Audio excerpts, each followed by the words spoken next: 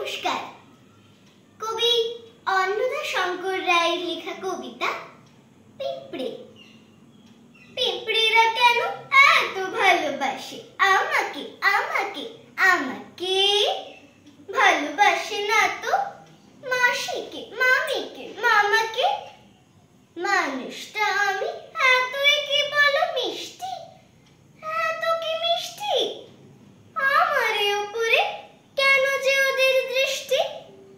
ঘুম ভেঙে যায় ছটফট করি রাত্রে দুপুর রাত্রে, কুট কুট করে আদর জানায় গাত্রে।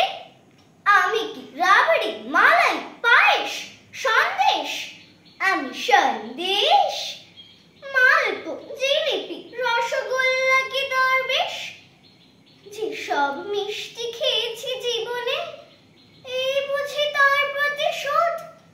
কামড় দিয়েছি কামড়েই তার শোধ বোধ। নিশুত রাত্রে উঠতেই হলো বসতেই হলো বিছানা